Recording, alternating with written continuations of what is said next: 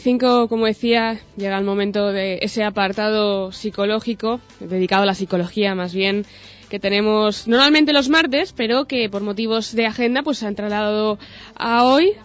La agenda del alcalde, claro, la que nos ha trasladado. Eso es así, eso es Vamos, así. básicamente, porque vamos a ponerle nombres que no tocan. La agenda del alcalde de la ciudad de Roger Cerdá nos ha hecho trasladar, pero no pasa absolutamente nada. Absolutamente nada.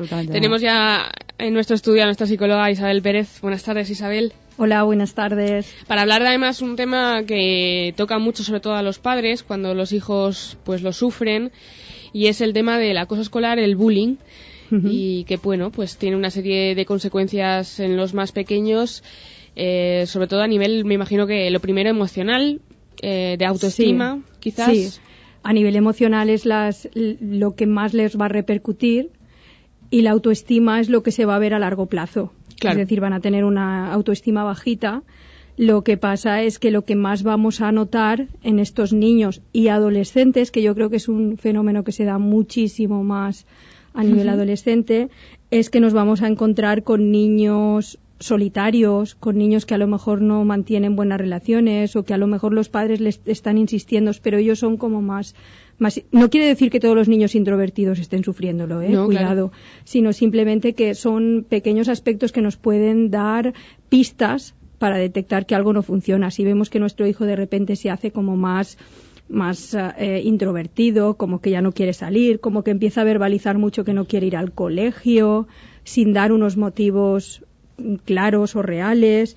Si vemos que también su rendimiento escolar baja, son pequeñas pistas que nos pueden ayudar a detectar que algo está pasando. Quizás es más difícil en los adolescentes, ¿no? Que quizás pues son etapas más complicadas según también la persona, pero que luego también el exteriorizar, oye, me está pasando esto en el colegio, en el instituto, puede que ellos lo vean como un signo de debilidad por parte de ellos. Sobre todo yo me estoy refiriendo, creo que quizás le puede pasar más a los chicos que a las chicas. No, bueno, yo creo que lo que les da es vergüenza, ¿no? Reconocer que están siendo humillados por los compañeros. Vergüenza, miedo, fracaso, son sensaciones, son emociones, como hablábamos, hilvanando un poco con la semana pasada de inteligencia emocional, que ponerle nombre a todas esa serie de cosas nos cuesta. Claro. Reconocerlas a veces también. Y exteriorizarlas mucho más, porque ¿a quién se lo digo? A unos padres que cuando estoy en la etapa de adolescencia muchas veces ni dialogo ni hablo con ellos. Claro, por eso lo decía. ¿A quién se lo voy a contar? Por eso es muy bueno tener apoyos de referencia, por eso es muy bueno que el tutor tenga esa función de piña y de enlace. Por eso es muy bueno que los padres nunca dejen de mantener el contacto con el centro escolar. Es decir, a veces pensamos que como mi hijo ya ha pasado al instituto, ya no hace falta que hable con nadie. Es mayor. Y no es mayor. Un chaval o una chavala con 13 o 14 años necesita todavía muchísimo de los pilares básicos de todos. Normalmente los niños o adolescentes que son afectados por este fenómeno que se llama bullying, que antes sí que íbamos a escuela y uno se metía con nosotros y otro, pero estamos engendrando como unas generaciones que antes, precisamente hablando con Cristina Suñer sobre la violencia de género, que hoy se celebra el Día Internacional contra la Violencia de Género, ¿qué está pasando con estas generaciones que están creciendo ahora? ¿Estamos siendo los padres más permisivos? ¿Se están envalentonando, por decirlo de alguna forma? ¿Se crecen y la violencia empieza a ser parte de su vida cotidiana? Porque tanto el bullying como la violencia de los chicos a las chicas, ese tipo de violencia de género que empieza desde muy jóvenes, es que algo no estamos haciendo bien. En casa, en la educación, los valores se han perdido. ¿Qué es lo que está pasando? Es que yo creo que es como una mezcla de todo. Es decir, para ir contra el acoso escolar no es ir contra el acoso escolar. Hay que prevenir toda esa serie de cosas, igual que hay que prevenir las actitudes. Y los estereotipos se siguen teniendo. Es algo, como yo decía la semana pasada, ¿por qué seguimos diciéndole a los niños que no tienen que llorar porque son niños? Seguimos manteniendo una serie de estereotipos que eso nos va a hacer que ya cada uno se coloca un poco en la situación. y yo como soy chico hago estas cosas y tú como eres chica y tienes que hacer lo otro. Y luego entra también que los medios ahora son mucho más amplios, porque el acoso escolar lo podemos ver también a nivel que en la palabra inglesa es ciberbullying, pero que sería el acoso escolar a través de las redes. El acoso a través de las redes. Exacto. Ahora es muy fácil hacerle una foto a cualquiera, ahora es muy fácil pasar esa foto por 50.000 sitios. ¿Hasta dónde marcamos esos límites? Y esos límites tienen que venir marcados desde la familia, desde la educación de la familia y desde el ejemplo. Y eso muchas veces está fallando. Yo no puedo exigirle que mis hijos no hagan una serie de cosas si yo no la estoy haciendo. Yo no puedo exigir que mis hijos no sean machistas si yo soy el primero que me quedo en el sofá y no ayudo en casa. Claro. Yo no puedo exigir que mis hijos utilicen un lenguaje correcto si soy el primero que digo palabras soeces o que estoy diciendo palabrotas o estoy hablando con un lenguaje no correcto. Entonces es un poco los niños van a imitar. Entonces la casa es un pilar muy fundamental, el colegio es otro pilar muy fundamental y la sociedad. Quiero decir, son como como esos pilares que hemos de ir todos a una y que muchas veces no se va a una. Prestar atención todos los padres a esos cambios de conductas que pueden tener los hijos en niños que tienen un comportamiento normal, extrovertido, normal, pues que ustedes vean que esos niños empiezan a ser introvertidos, que empiezan a esconderse de la sociedad, que no quieren salir de casa, que tienen 1.500 motivadores diferentes todos los días para no ir al colegio. Y a veces también pasa el extremo opuesto, es decir, niños que de repente pasan a estar demasiado irritados. A tener violencia en casa que antes no tenían, un poco como siguiendo patrones de como van contra mí, yo ahora voy contra otros. Como no puedo ir contra mis acosadores, voy a ir también a lo mejor contra los que tengo más en la línea, más en casa. Hay ejemplos de casos muy, muy extremos, incluso de adolescentes que con 13, 14 años se han quitado la vida, precisamente por esta presión. Al padre le tiene que dar no vergüenza, pero reparo ir a hablar con un profesor porque nota estos síntomas. Es necesaria la comunicación inmediata. Claro. Y sobre todo es súper importante trabajar. La comunicación es súper importante porque desde esa comunicación se puede llegar a una mediación. Se puede llegar a trabajar muchos aspectos. Es decir, los programas preventivos funcionan si trabajamos todos en piña. Desde la familia, desde el colegio, desde los medios de comunicación, mandando mensajes. Todo eso va a funcionar si no tenemos ningún problema en hablar con el tutor. Por eso yo hacía mucho la referencia del tutor. Todos los centros escolares tienen un plan de convivencia y muchos padres desconocen ese plan de convivencia. Y ese plan de convivencia está hecho, precisamente creo que la palabra es muy buena, convivencia, para que haya entre todos unos buenos medios para poder resolver problemas. Los problemas se resuelven no a base de tortazos, sino dialogando, poniendo el ganar, quiero decir, todos tenemos que en definitiva ganar cosas.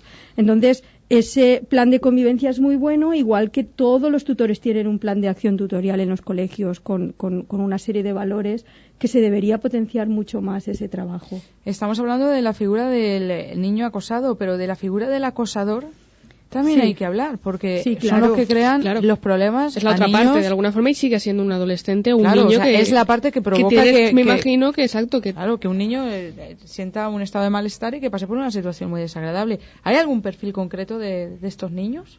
Del niño acosador.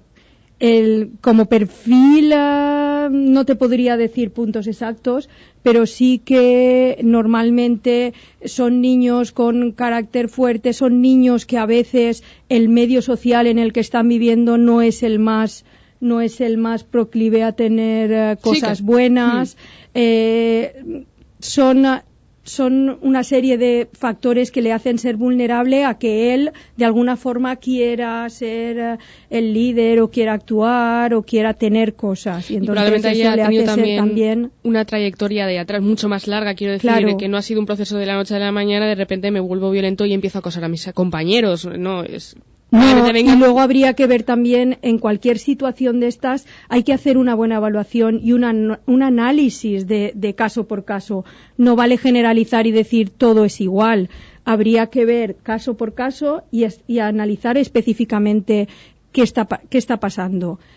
Porque si no se hace una buena evaluación, después tampoco se puede hacer una buena resolución del problema. Medidas que se pueden poner para a modo preventivo para que un niño, sea el que sea, pueda estar exento o por lo menos aislarlo parcialmente de sufrir un acoso escolar, más conocido como bullying. Vamos a ver, un niño con 11-12 años... ¿Es normal que tenga una red social y que esté publicando su vida? Porque todos los niños a esa edad ya están en el Facebook, en sus Twitter y están subiendo fotos. O sea, esto ya es ser carne de cañón. Claro. Y ahí vendría los padres tienen que mantener siempre ese contacto y saber qué es lo que está publicando su hijo. Y saber de alguna forma también qué red de amigos tiene. Y explicarle en qué sitios puede publicar cosas y en qué sitios no.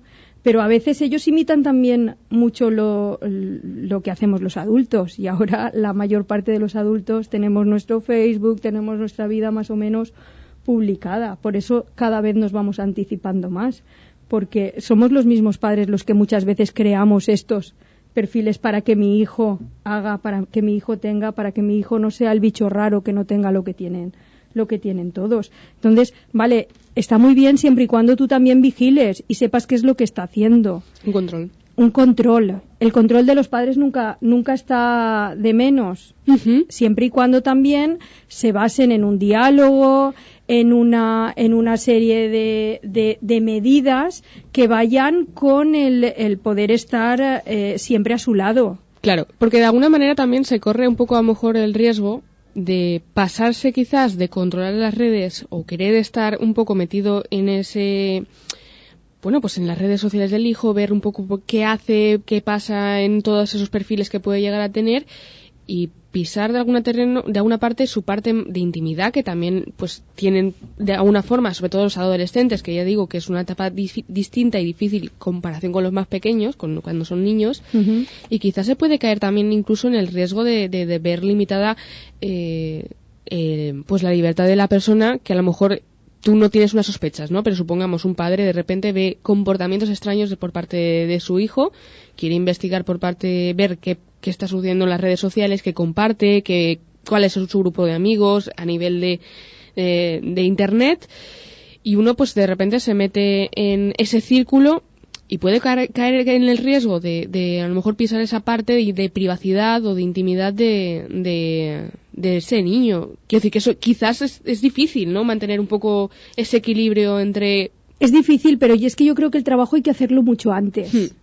Tú no puedes con tu hijo adolescente querer investigarlo. Lo que tienes el trabajo viene de antes. El trabajo viene del diálogo continuo, de tener unas normas de casa muy bien explicadas, muy básicas, muy puestas, muy consensuadas entre ambos, claro. Porque claro, si yo no he dialogado con mi hijo nunca y de repente, porque es adolescente, me pongo dame el móvil que lo quiero ver, ese niño va a decir no, esto es mío. Se va a sentir invadido. Y se va a sentir mal. Pero si desde el principio las pautas de casa ayudan a que haya un diálogo, a que haya una comunicación, a que se sepa claramente lo que está bien, lo que está mal, esas normas básicas se van manteniendo, y también es un toma y daca, es decir, yo no puedo exigir que mi hijo me lo cuente todo si yo no estoy contando también partes de mi vida. Claro.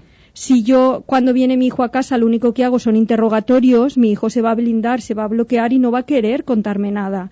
Mientras que si yo le estoy contando también lo que me está pasando a mí a nivel sentimientos, es decir, yo estoy mal hoy porque me ha salido algo mal en el trabajo y me siento de esta manera y de aquella manera, yo estoy cansado porque hoy me he enfadado con los amigos por este y este motivo y mira qué soluciones le hemos dado, estoy intentando hacer partícipe a mi hijo también de mi vida. Él, a su vez, también hará lo mismo cuando le pase algo, cuando tenga algún problema. ¿Y no se puede caer quizás el exceso de confianza? Yo siempre intento ponerme un poco en la posición de lo que podría pensar un padre en un momento, llevado al extremo quizás, a caer en el error de que al final el hijo piense que está hablando con un amigo dentro de la figura de su madre, de su padre, al tener esa relación quizás de te cuento mis problemas, que quiero decir que también habrá que, dentro de esa confianza y de saber qué cuentas, cómo lo cuentas y claro, qué cuentas. Y además a un hijo siempre se le ha de decir que la relación es padre-hijo. Claro. Nunca vamos a ser amigos. Eso es algo que ha de quedar muy claro. El padre es el que, dentro de esas normas, le va a decir esto me parece bien, aquello me parece mal. Porque no me gusta, porque no lo quiero y con una serie de motivos. Pero siempre vas a tener una figura de padre y de madre. Claro. Que no puedes perder un respeto. Es decir, el amigo es otra cosa. Yo siempre digo lo mismo. El padre y la madre siempre tienen que decir soy padre, soy madre. Con el tiempo ya nos haremos amigos. Claro. Pero con el tiempo.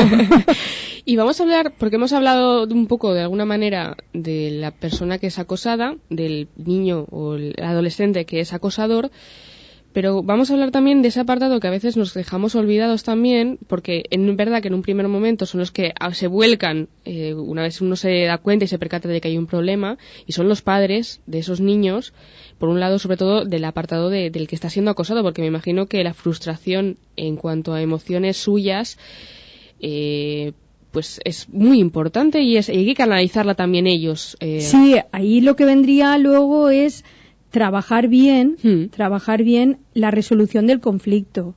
Es decir, en un principio hemos hecho una buena evaluación que va a tener que participar desde la comunidad educativa y desde la familia de cada, sobre todo si estamos hablando de acoso que se da en el colegio. Sí. Entonces, después de haber hecho una buena evaluación y de poner una serie de ver qué está pasando, entonces, para hacer una resolución de un problema, luego lo que tenemos que ver también es que lo mejor es llegar a una mediación y los padres no vale luego entrar en el, pues me han hecho, ahora voy a hacer, o entrar en acoso entre ellos. Claro. Eso no va a servir de nada, no va a ayudar nada. Lo que va a ayudar es canalizar el problema, ponerle una serie de normas a seguir, de mediación a realizar y solventar el problema. O llegar a zonas más altas del problema, que eso ya sería otro punto a tratar con más tranquilidad. Pero sí que por lo menos derivarlo todo hacia esa mediación, hacia buscar zonas de equilibrio, no que cada uno diga, pues ahora como mi hijo ha hecho, ahora me voy yo y voy a hacer lo mismo. Claro. Eso no va a ayudar en nada.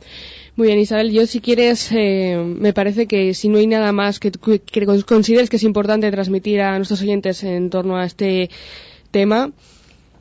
No, concluir como siempre con la frase que yo creo que es, que es muy, no sé, por lo menos por dejarlo puntualizado, y esta sería la educación es la llave de la aceptación.